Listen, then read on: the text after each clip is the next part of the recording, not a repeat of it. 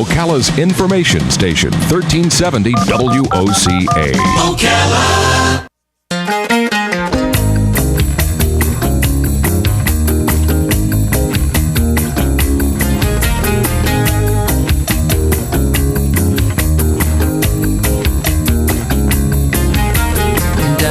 All right, 5 minutes after 11 o'clock. Thank you for tuning in.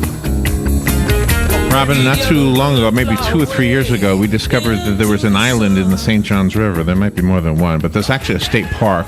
It's called Pontoon Island State Park. And when we discovered this, we said, whoa, we found it on a map or something. Yeah, it was great. Whoa, there's an island in the river. That's so we went over there, and you cannot access it by car. You have to take a ferry. You cannot bring your car on that ferry. In other words, it's just a pontoon boat that you get over there. You take a pontoon over to Hontoon. Yeah, but you can bring your dog. You can bring your dog, yes. That's right. Which is kind of fun. And when you go to Cedar Key, you can look off from the fishing dock there, and there are a number of islands that are accessible if you have a kayak or a canoe, or if you're a good swimmer. Mm-hmm. And islands do hold a fascination for us. I remember when I was out in Santa Monica, when I was a kid, I used to work at a pizza place on the beach, and so I'd be on the beach every single day. I was not from there. And then one morning I walked down to the beach to go to work, and all of a sudden there was this huge island out there. I said, whoa, where'd that come from? Now, I had heard that there was an island out there called Catalina Island, and I thought for sure that it was just a little tiny thing, but it was huge. And what happened was, because of the smog, you can't really see it. It almost looks like the same horizon you would see off the coast of Florida. Mm-hmm. I mean, the east coast of Florida. In most cases. And when the rain fell, it cleared the air a little bit, and you could see this huge, beautiful Catalina Island. And we have... The other day I was watching this thing on Nova on the internet, and it was basically showing how everything in the world interacts. Everything affects everything else.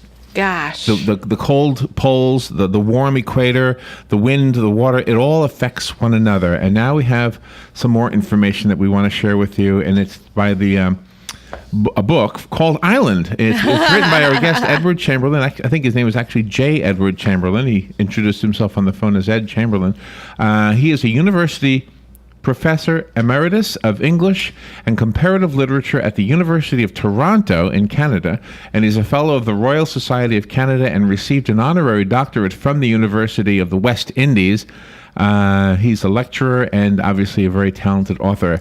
Island, how islands transform the world. I can't wait to hear more about this. Oh, I'm still hearing that echo. Good morning, Ed Chamberlin. Good morning, Ed. Good morning, Ed. Good morning. It's lovely to be here. Yeah, I guess that echo didn't go away. How's it on your end? It's fine on my end. All right, I think I can do something on my end. Okay. Just a little bit. Jeez, that's not working too good. All right. Well, good morning. Tell me where the book comes from. What made you want to write this book? Well, I grew up around islands. I live on the west coast of Canada, just up north from Catalina, and I'm surrounded by islands. Grew up sailing to islands and spending a lot of time on them. And as I started in almost the same way that you described in the opening, as I started to think about islands, I thought about all the islands that there are around, islands in rivers and islands in the middle of lakes and islands out in the middle of the ocean and the islands we dream about. And I started to wonder why people go to islands, how they get there. Darwin, of course, comes into mind because of the importance of islands and the Galapagos in particular in his theory of evolution. And then all of those islands that we think about as spiritual sanctuaries, Lindisfarne, Mont Saint-Michel, the islands that people go to on pilgrimages, and I just thought there's something there to talk about. and I grew up on Long Island, and it was a frequent participant in Manhattan Island, and yet we don't usually name those two islands, do we? No, we don't. Although, I mean, one of the things that was a real sort of moment of surprise for me in writing the book was to discover something about Manhattan, which I didn't know, which was that the British acquired it in 1667, and they acquired it by trading Run Island, a little island in the Indonesian Ocean for Manhattan. And the reason they did it was because they were having a fight with the Dutch over the spice trade, and Run Island was the island where nutmeg flourished, and so has a kind of role in the importance of Manhattan. And nutmeg and spices have an enormous role in the history of Ireland. Wow, I never knew that. Islands have always been so intriguing, not just from not just from an historical perspective, but also from an artistic perspective, because you see pictures of islands all the time, not just photographs, but artist renderings. You do indeed, and one of the images that always comes to my mind is an ancient one. Homer, at the beginning of the Odyssey, has a line where he talks about wave-washed islands at the center of the sea. And that kind of image is one that haunts us all in a variety of ways. We see different islands when we see that. It may be a rocky island. It may be an island with a palm tree. It may be an island, as looking out my window here, just across the water from me out in the ocean. It's that, and artists are drawn to islands have time immemorial. So, Ed, in the subtitle of the book, "How Islands Transform the World," is the world being used in the sense of the physical Earth, or in the political, the people, the civilizations? It's a bit of both. I mean, in one obvious way, planet Earth is an island in space, and then moving from that, when life as we know it began, was when islands rose up above the water on the Earth. So you're the first sort of moment of life on Earth began with the waters falling, the land rising, and islands taking shape. And then there's all of the politics of islands, there's the imagery of islands, there's the way in which, especially back in the 18th, 19th century, islands became so important for the scientists, not just the naturalists like Darwin, but the geologists who started to think in ways that they never had before about how islands came into being. Until then, most people had imagined islands as emerging when the water rose and covered the land on the continent. And what you had left were mountaintops, like Mount Ararat that Noah landed up on. Right. Time of the flood. And again, going way back, creation stories all over the world often involve islands at the beginning.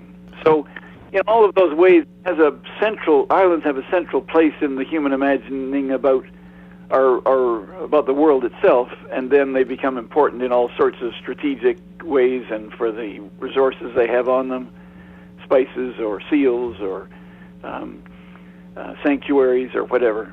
So I have a question about Gilligan's Island. In the TV show Gilligan's Island, the professor put a stick in the ocean to see if the water was rising. And then Gilligan kept going out and moving the stick, and the professor didn't know Gilligan was moving it, and so he concluded that the island was sinking. And then we had this discussion actually in my class in school, because everybody had seen this episode. That should give you an idea how old I am. Well, it's because of Marianne. Yeah, we watched because of Marianne. But the teacher said, islands don't sink. The water can rise, but the islands are not floating, so they can't sink. And so I've never really been sure that was true, although I can't find any. I don't know how long I looked, but are there any islands that literally float? There are lots of islands that float, and many of them are sort of marsh islands or islands in deltas. There's man-made islands as well that sometimes are floating islands, but islands made of kelp or muskeg islands in the north of Canada, they're essentially floating islands. So there are islands that float. There are also islands that sink. And they're the islands, they aren't the floating islands, they're islands in the ocean that arise, as most ocean islands do, from the sea floor originally through volcanic eruptions. And they're made of heavier rock than continental rock generally. They're basalt rather than granite, to put it sort of wow. in crude terms. And so islands weigh more than continents.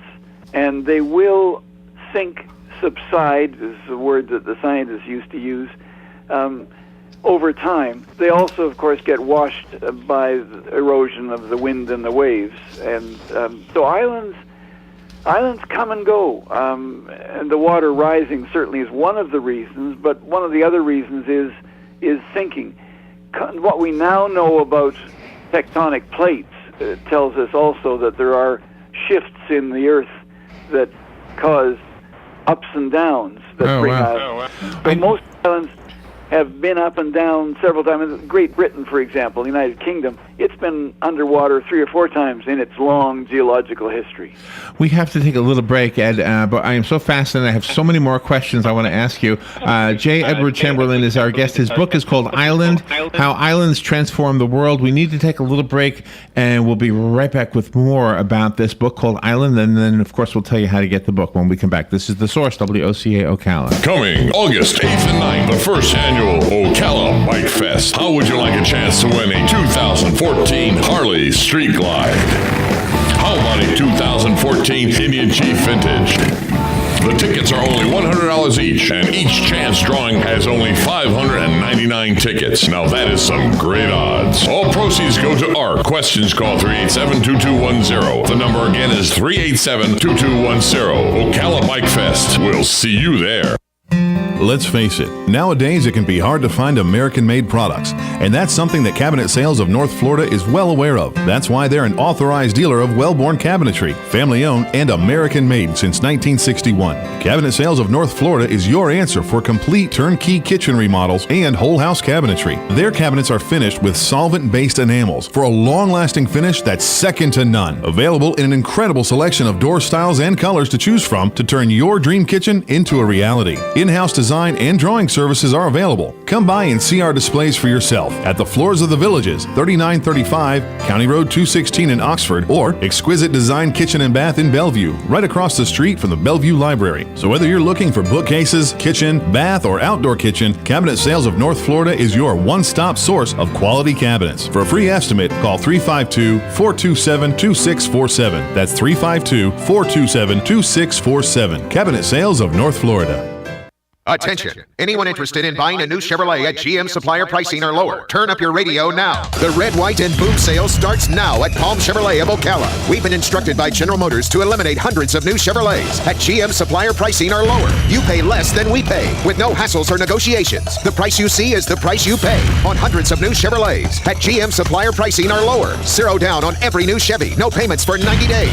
0% financing for 72 months. Plus, Palm Chevrolet of Ocala will take any trade, even if you owe thousands more than it's worth. And only Palm Chevrolet of Ocala gives you 2 years of free maintenance on every new and certified vehicle. Get GM supplier pricing or lower. No money down, no payments for 90 days. 0% financing for 72 months during the Red, White, and Boom sales event. Only at Palm Chevrolet of Ocala. 2300 Southwest College Road, exit 350, just east of I-75 in beautiful Ocala. Or visit palmchevrolet.com. 0 APR is $13.89 per thousand finance. Excludes Corvettes plus tax, title, license with approved credit. Find new roads. palmchevrolet.com. All right, 18 minutes after 11 o'clock. Thank you for tuning in. We have a fascinating conversation that we're in the middle of. It's about a book called Island. Our conversation is with the book's author, J. Edward Chamberlin, up on the west coast of Canada. So got up early to be with us. The book is called Island, How Islands Transform the World. And Ed, thank you for waiting through the break. I have a question for you about the word itself, and I'll start this way. In Florida, I don't know if anybody else has it this way, but in Florida we have the Keys. And I remember looking up the word one time, and it simply translates to mean island. But all the Keys are not in the Keys. We have Key West, and I'm sorry, we have Cedar Key, not too far from here, which is we're a good 300 miles or so from the Keys. Yeah. So where does the word island come from, and why do we call our islands Keys? Well, there's first of all, the word island the English word island is a word that comes from an Old English word EIG. It's often spelt, which simply means water and then land. And so an island is water surrounded by, land surrounded by water. Okay. And the keys, and there's various other terms, are words that come into currency in various times and places to refer to islands or islanded places or places that are have an association with islands. One of my favorite definitions of islands from another language is the Chinese word for island combines the ideogram for a mountain and a bird. So an island is a place where a bird can land. Huh. Across the ocean. Well, that would make sense, wouldn't it? Mm-hmm.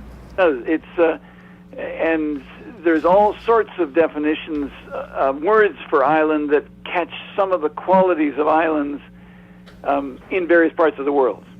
Wow. I never knew that. And the word key, do you know the reason for that, or is it? I'm trying to recall it quickly. I mean, maybe it's another language and we just kind of used it or something. I don't know. I didn't mean to. It'll come to me as we talk. Okay, I didn't mean to throw you a curveball there.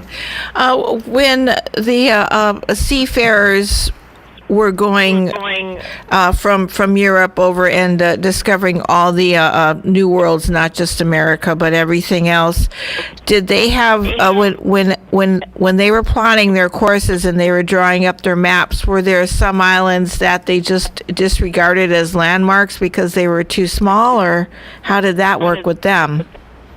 Well, no sailor would disregard an island en route because it doesn't want to land up against it. But certainly there were small islands, and that opens the question of how many islands are there. My answer always is somewhere between 200,000 and 2 million, depending on how you count them. Wow. That's a big gap. Count a rock outcrop? Do you count all of the little sort of small islands around the world? When I started sailing out on the west coast here, the charts had two designations on them that always fascinated me. One was there'd be a little dot out in the ocean, and it would have PD beside it. And then there'd be other dots that would have ED beside it. PD stood for position doubtful. ED stood for existence doubtful. Wow. Oh, wow. That is cool. Well, let's take some calls from some listeners. Ed Chamberlin is our guest. If you're looking for him online, J, first initial J, Edward Chamberlin. The book is called Islands. Good morning. Thank you for calling and for waiting. You're on the air. Yeah, good morning. It's been a bunch of years since high school French, but I seem to remember the word K, Quay, is the French word for island, which got bastardized by the British into key. Oh, wow. Okay. So, and that would make... I've just remembered there's a further, you're absolutely right, sir, and thank you very much for that. There's an earlier word that came down to us that has an interesting history itself.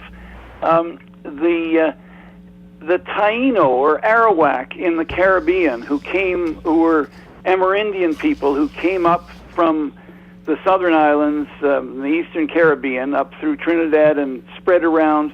They called themselves Arawak or Taino, but the word that they used to refer to themselves was Lukukari, Cairi, which was where both the French and the English and the Spanish who came over to the islands, where they first took the word key from. And in fact, we have a whole range of names that we take from the Taino. Our word for hurricane, our word for barbecue, our word for canoe, all come from Taino. So there is a tradition going way back for key, but you're quite right. The French Wow. picked up and made it popular. I want to go back to the physical world, the Earth, and the islands, how they might affect the Earth. Again, I was watching. I'm not an expert at all, but I watched this special on Nova, so I feel like an expert. But it was showing how everything affects everything else. I'll just sum it up that way. Do islands do that as well in the physical world? Are you less likely, for example, to get a certain type of weather if you're on an island or near an island? Well, yes, you are. I mean, where I live is in the lee of several islands, and we get much less rain than they do up the coast a ways, where there are no islands sheltering them. Sheltering meaning the storms come in, they rise up over the islands and drop their rain there and then leave us free of rain. The lee side of islands, typically, of all islands, is drier than the windward side for the same reason. So you get considerably different climates, kind of dual climates on many, many high islands in the world, and different vegetation, different kinds of flora and fauna generally. Ed, my notes say, and I would never know to ask this question, so I have to use my notes for this one. It says that there's somehow a connection between islands, the song "Amazing Grace," and the Robinson Crusoe story. What is the story there? There was a very famous poem written by a man named William Cowper in England in the 18th century, called Verses Supposed to be Written by Alexander Selkirk. And it begins, "I am the monarch of all I survey," and it became very popular in the 18th century, in part because Selkirk was the original for Robinson Crusoe. And Selkirk's story, he was marooned on an island in the South Pacific, and when he was eventually picked up 4 years later, he told the story, and Daniel Defoe read the story, and turned it into the story of Robinson Crusoe. Oh, really? William Cowper himself was a clergyman and a very fine 18th century poet, and he lived in a little village in England called Olney, O-L-N-E-Y, it's spelled, and one of his friends there was also a clergyman, was named John Newton, and they wrote a series of hymns to be sung every Sunday in their little church in Olney. Cowper wrote a number of hymns that are certainly still in the Anglican or Episcopal hymn book, and John Newton wrote "Amazing Grace," which was one of the little hymns that they sang every Sunday in the 18th century in this little English village. And of course, "Amazing Grace" comes down to us as one of the great songs of our time. Wow, who knew? I love how Earth is referred to as an island in space. Yes. Well, and you've talked about getting on the boat and going across to the little island where you are. In that traveling across water is so important to the history of islands and to our sense of islands, that we have to go across a kind of a domain in which we're not at home, which is the water, to get to an island. And island travel for millennia, I think, was a lot like space travel is for us now.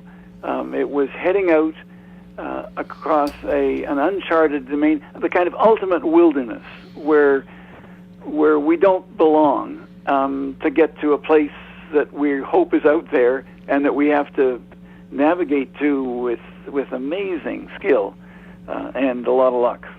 Wow, there are so many more things we want to know. I guess the interview won't be able to answer all of our questions, so we need to get the book. The book, again, is called Island. It is written by J. Edward Chamberlin. Do you have a website you can tell us about? I don't have a website, no, but the book is available both digitally and at all the bookstores. Okay, well, that makes it easy. Well, Ed, thank you so much for being on the air with us today. So many more questions. And by the way, the island that I mentioned that's in the river, I remember saying to Robin, it's weird that there's an island in a river. And then it occurred to me that Manhattan technically is an island in the river. and Paris, Notre Dame is on the island in the middle of the river. There's islands and rivers and cities are. So how big? Before I know we only have 30 seconds left. But how big does a body of land have to be before it can't be an island? Like, is Australia an island? Australia is islanded, but no, Australia is a continent. There's several definitions. One of my favorite is the Scots definition in the census in the 19th century, which said that an island had to have a person and a sheep on it. In order to call it an island. Well, they have. I'm sure they have a few of them. Ed, thank you so much. That was a fun interview. Thank you very much. All right, we'll take a little break and we'll have fun with Joe in just a little bit. This is WOCA Ocala. Fox News Radio, I'm Lillian Wu. Conflicting reports over whether the black boxes for Malaysia Air Flight 17 have been found. Also, disagreement over responsibility for the crash.